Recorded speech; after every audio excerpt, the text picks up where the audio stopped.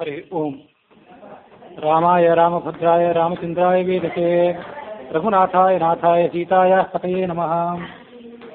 व्यासा पद्मासनस्था विपुलकटितटे पद्मपत्राय दाक्षी गंभीरावर्तनाभिस्तनभरणमिता शुभ्रवस्त्रोत्तरीया लक्ष्मी दिव्ये गजेन्द्रे मणिगणखचितैः स्नापिता हेमकुम्भैः नित्यं सा पद्महस्ता मम वसतु गृहे सर्वमाङ्गल्ययुक्ता।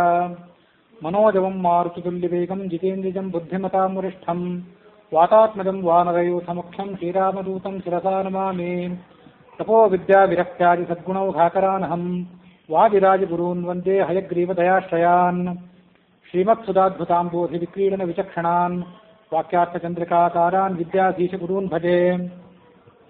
पूज्याय राघवेन्द्राय सत्यधर्मरताय च भजतां कल्पवृक्षाय नमतां कामधेनवे। मन्मनोभीष्टवरदं सर्वाभीष्टफलप्रदं पुरन्दरगुरुं वन्दे दासश्रेष्ठं दयानिधिम्। अज्ञानतिमिरच्छेदं बुद्धिसम्पत्प्रदायकं विज्ञानविमलं शान्तं विजयाख्यगुरुं भजे। आसेतोरातुषाराद्रे द्योदिशो जितवान् मुहुः सत्यध्यानगुरुः पातु यतीन्द्रैरपि पूजितः। प्रावोद्योधिकं न्यायसुधावाक्यार्थचन्द्रिकां सत्यप्रज्ञगुरुर्दद्यात् प्रज्ञां वैदान्तिकीं मम। अनवद्यात्मचारित्र्यं वादिखद्योतभास्करं विद्यामान्यगुरुं वन्दे विद्याविद्योतभास्वरं। यैरहं शुकवत् सम्यक् शिक्षितोऽस्मि कृपानुभिः विश्वेशतीर्थपूर्वार्यान् वन्दे विद्यागुरून् मम।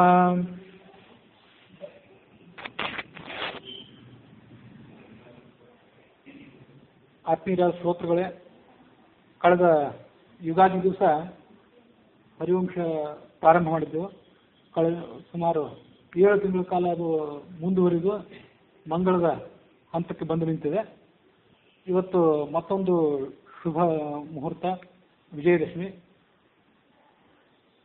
ನವರಾತ್ರಿಯ ಕೊನೆಯ ಭಾಗ ಮತ್ತು ಆಚಾರ್ಯ ಮಧ್ವರ ಜಯಂತಿಯ ದಿನ. ರಾಮಾಯಣದ ಕಥೆಯಲ್ಲಿ ರಾಮನ ನಂತರ ಬರುವಂಥ ಪ್ರಧಾನ ಪಾತ್ರವಾದಂಥ ಹನುಮ. ರಾಮಾಯಣ ಅಂದರೆ ಹನುಮನ ಅಯಣವೂ ಹೌದು. ಹಾಗಾಗಿ ಆ ವಿಜಯದಶಮಿ ಈ ಶುಭ ದಿನದಲ್ಲಿ ರಾಮಾಯಣದ ಪ್ರವಚನ ಇವತ್ತು ಪ್ರಾರಂಭ ಮಾಡ್ತಿದ್ದೇನೆ. ರಾಮಾಯಣದ ಆಖ್ಯಾನವನ್ನೇ ಈ ವರ್ಷ ಇಟ್ಕೊಳ್ಳಿಕ್ಕೆ ಕಾರಣ ಏನಂದರೆ, ನನಗೊಂದು ಭಾವನಾತ್ಮಕವಾದ ಸಂಬಂಧ. ನನ್ನ ಎದುರಿಗಿರುವಂಥ ಈ ಪುಸ್ತಕ ಏನಿದೆ, ಈ ಪುಸ್ತಕಕ್ಕೆ ಈಗ 100 ವರ್ಷ ಆಯಿತು, ನಮ್ಮ ಅಜ್ಜ ಅವ್ರ ಪುಸ್ತಕ.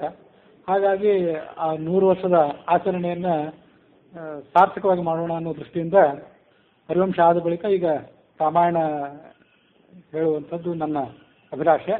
ಅದಲ್ಲದೆ ನನಗೆ ಬಹಳ ಆತ್ಮೀಯರು ಹಿರಿಯರು ಆದಂಥ ಮಹಿಪತಿ ದೀಕ್ಷಿತರದ ಪುಸ್ತಕ ರಾಮಚರಿತ ಮಾನಸ, ಇದೊಂದು ಪುಸ್ತಕ ಆಕಸ್ಮಿಕವಾಗಿ ನನಗೆ ಸಿಕ್ತು.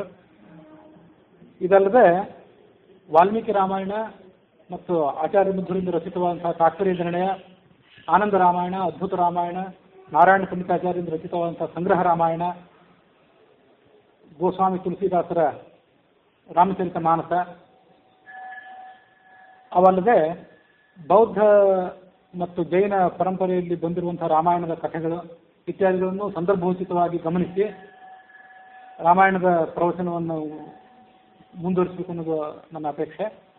ಅದಲ್ಲದೆ ರಾಮಾಯಣಕ್ಕೆ ಬಂದಿರುವಂತಹ ಕೆಲವು ಅಪವ್ಯಾಖ್ಯಾನಗಳು, ಈ ತನಕ ಹೇಳಿದ್ದೆಲ್ಲ ಸುವ್ಯಾಖ್ಯಾನಗಳಾದವು, ರಾಮಾಯಣದ ರಾಗಕ್ಕೆ ಹೊಂದಿಕೊಳ್ಳುವಂತಹ ವ್ಯಾಖ್ಯಾನಗಳಾದವು. ಇವೆಲ್ಲ ಸೋಲಂಕಿ ರಾಮಚಂದ್ರಮೂರ್ತಿ, ಸಿದ್ಧಗಂಗಯ್ಯ ಕಂಬಾಳು ಮೊದಲಾದಂಥವರು ಸಾಹಿತ್ಯದ ಹೆಸರಿನಲ್ಲಿ ರಾಮಾಯಣಕ್ಕೆ ಬಗೆದಿರುವಂಥ ಏನು ಅಪಚಾರ ಇದೆ, ಆ ಅಪಚಾರವನ್ನು ತೊಳೆದು ಹಾಕುವುದರಲ್ಲಿ ಪರಮ ಪೂಜ್ಯ ಗುರುಗಳಾದಂಥ ತೇಜಾವ ಶ್ರೀಪಾದರು, ಆಮೇಲೆ ಹೈವದನ ಪುರಾಣಿಕರು ಇತ್ಯಾದಿಗಳು ರಚನೆ ಮಾಡಿದಂಥ ಲೇಖನಗಳು ಮತ್ತು ಗ್ರಂಥಗಳು ಉಪಲಬ್ಧ ಇವೆ.